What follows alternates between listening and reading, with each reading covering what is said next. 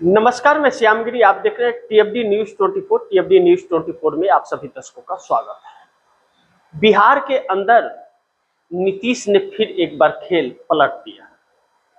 सम्राट चौधरी को सीएम बनाने के पीछे जो मकसद नीतीश कुमार का था, वह साफ खुल करके अब देश के सामने आ गया। नीतीश कुमार दिल्ली नहीं आ रहे हैं, बिहार को संभालेंगे। अपने बेटे निशांत के साथ बिहार के दौरे पर जाएंगे। लेकिन निशांत कुमार को सर्वमान्य नेता बिहार में चुन लिया गया। लेकिन इसके पीछे सम्राट चौधरी जो नए सीएम बने, उनके लिए चुनौतियां बहुत लगातार बढ़ती जा रही हैं। उन्हें दिल्ली तलब किया गया। भारतीय जनता पार्टी के राष्ट्रीय अध्यक्ष नितिन नवीन से भी मुलाकात और अमित शाह से कैबिनेट विस्तार को भी लेकर चर्चाएं हुई और सम्राट चौधरी को कैसे चलना है वह भी। तो सम्राट चौधरी क्या नीतीश कुमार की राह पर चल पाएंगे जो अभी तक चल रहे थे? लेकिन एक बहुत बड़ी खबर बिहार से जो बहुत चौंकाने वाली है।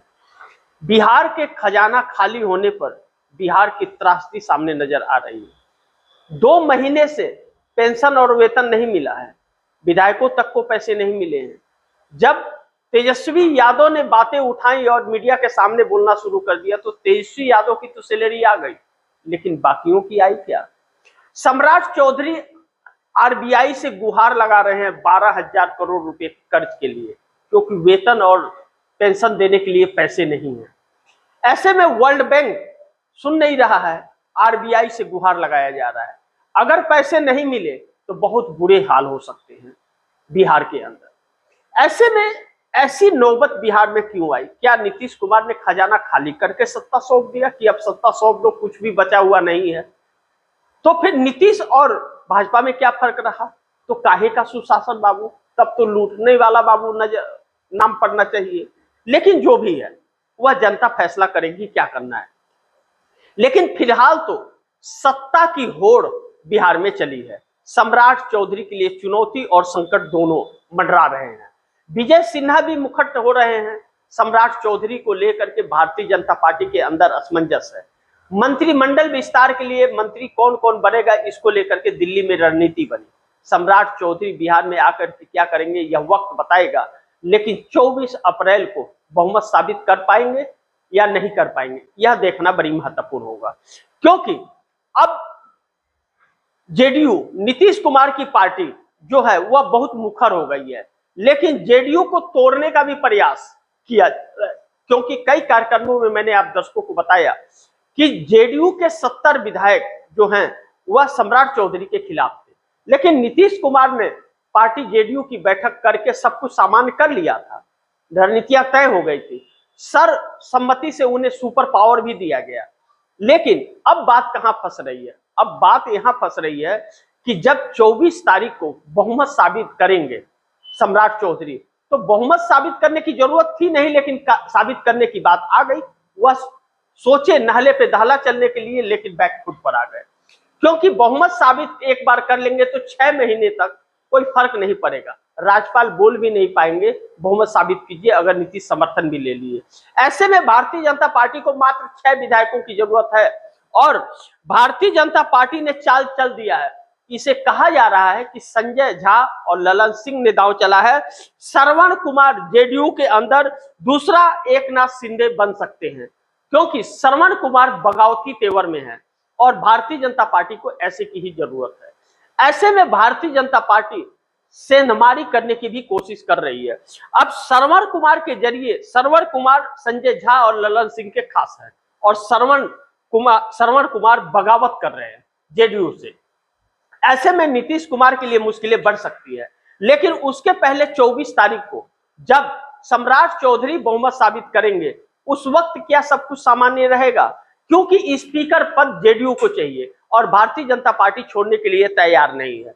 गृह मंत्रालय जेडीयू को चाहिए, भारतीय जनता पार्टी छोड़ने के लिए तैयार नहीं है। ऐसे में टकराव नीतीश कुमार के साथ बढ़ सकता है। नीतीश कुमार ने दिल्ली आने से मना करके उन्होंने कहा कि हम बिहार में रह करके बिहार की सरकार पर नजर रखेंगे। सरकार भाजपा की है, नजर नीतीश कुमार रखेंगे। यानी कि कभी भी कुछ भी हो सकता है। बिहार के अंदर इतना आसान नहीं है भारतीय जनता पार्टी को सत्ता चला पाना। देखना यह महत्वपूर्ण होगा कि क्या होता है। लेकिन जेडीयू अपने 85 विधायक और 12 सांसदों के दम पर भारतीय जनता पार्टी से बार्गेनिंग करना चाह रही है। नीतीश कुमार हमेशा यह एहसास और ताकत 85 एमएलए और 12 सांसदों का दिखा रहे हैं। भारतीय जनता पार्टी कितनी गंभीरता से लेगी यह वक्त बताएगा। लेकिन इस वक्त प्रधानमंत्री नरेंद्र मोदी पर संकट के बादल मंडराने लगे हैं, क्योंकि प्रधानमंत्री नरेंद्र मोदी को नोटिस जारी हो गया है। वाराणसी से सांसदी भी जा सकती है, प्रधानमंत्री की कुर्सी भी, जेल की हवा भी खानी पड़ सकती है, क्योंकि राष्ट्र के नाम संबोधन पर प्रधानमंत्री नरेंद्र मोदी ने सरकारी चैनलों का और एफएम रेडियो आकाशवाणी का भी प्रयोग किया और सिर्फ विपक्ष को कोसते रहे।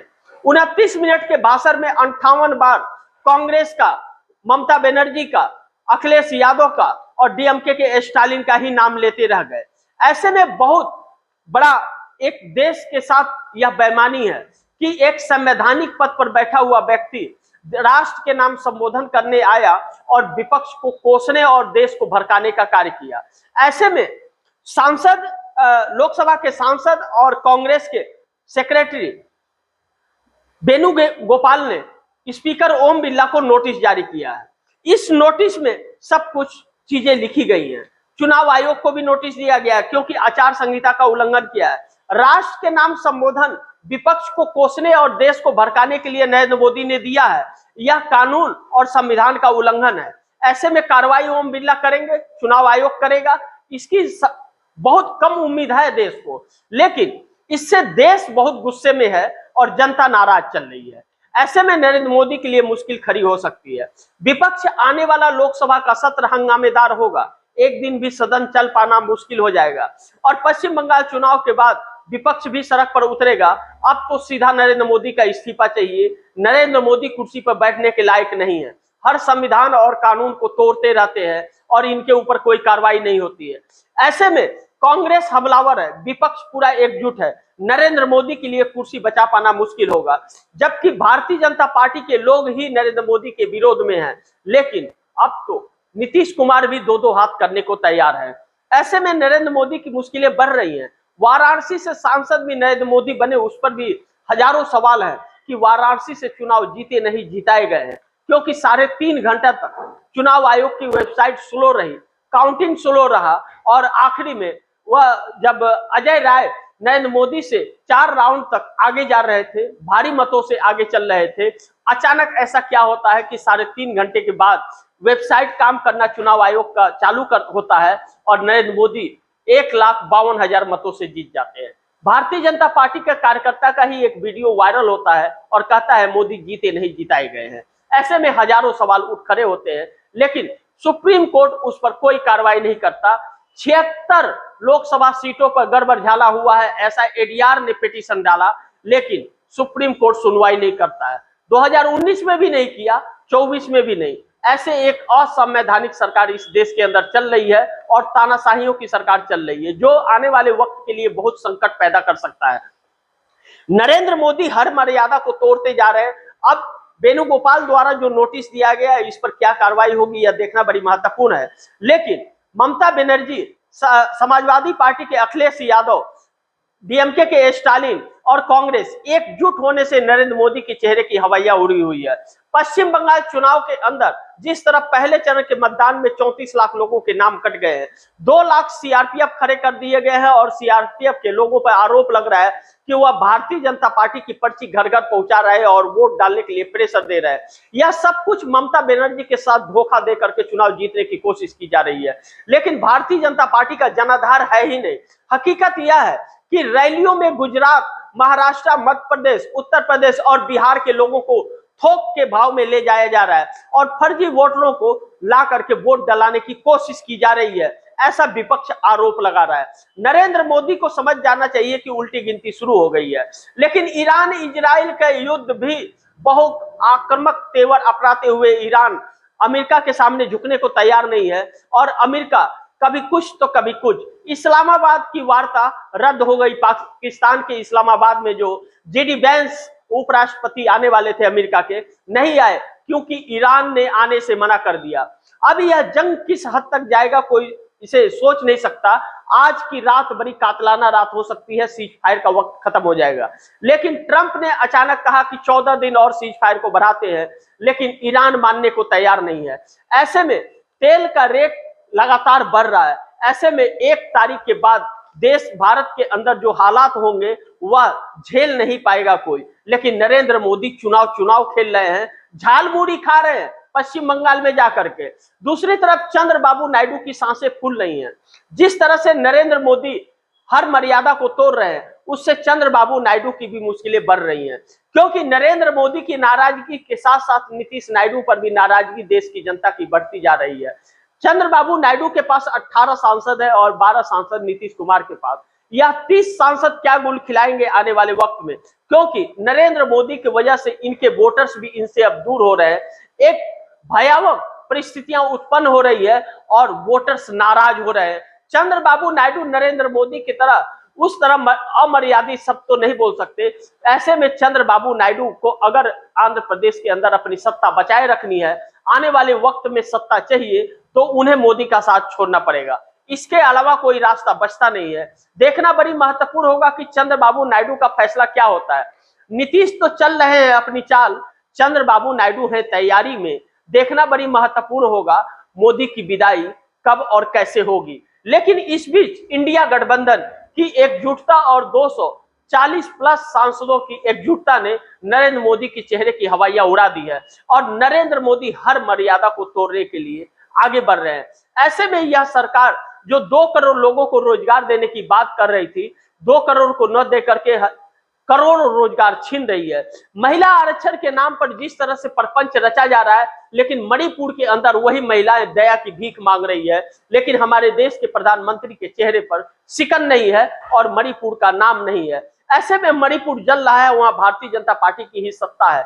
भारतीय जनता पार्टी की भूख सत्ता की जो है, इस देश को किस किनारे ले जाकर के छोड़ेगी। लेकिन नरेंद्र मोदी की उल्टी गिनती भी शुरू है। कहीं ऐसा न हो जाए कि बंगाल या नेपाल की तरह जनता को सड़कों पर आने के लिए मजबूर हो जाए। इस बात पर विचार इस सरकार को जरूर करना चाहिए कि ऐसी नौबत ना आए। लेकिन नरेंद्र मोदी जिस तरह से मर्यादा को तोड़ रहे हैं, यह साफ है कि कई लोग इनके साथ हैं। प्रशासन हो, ब्यूरोक्रेसी हो, न्यायपालिका हो, चाहे वह संवैधानिक पदों पर बैठी हुई संस्था हो, हर कोई बिका हुआ है, हर कोई एकजुट हो गया है। नरेंद्र मोदी अगर जेल गए तो हर कोई जेल जाएगा। इसीलिए अली बाबा को बचा लो। अली बाबा को बचाने के लिए 40 चोर कड़ी मेहनत कर रहे हैं। बहुत ही दुर्भाग्य है कि भारत में ऐसा भी सरकार आ गई जो आगे कभी सपने में कोई सोचेगा भी नहीं। इसलिए बड़ी महत्वपूर्ण है कि इंडिया गठबंधन आगे की रणनीति क्या अपनाता है। लेकिन अब नरेंद्र मोदी की इस्तीफे की मांग पर विपक्ष अड़ गया है और आने वाले वक्त में चुनाव खत्म होते ही आप दर्शक सड़कों पर यह देखेंगे कि मोदी के इस्तीफे की मांग बढ़ चढ़ करके हो रही है। बाकी आप दर्शकों की क्या राय है, क्या सुझाव है, कमेंट बॉक्स में जरूर दीजिएगा। इस खबर को ज्यादा से ज्यादा शेयर कीजिएगा, अपने दोस्तों को भी कहिएगा आगे शेयर करें। और आपने टीएफडी न्यूज 24 को सब्सक्राइब नहीं किया, सब्सक्राइब कर लीजिए। अपने दोस्तों को भी कहिएगा सब्सक्राइब करें। मिलते हैं अगली खबर के साथ, तब तक के लिए नमस्कार।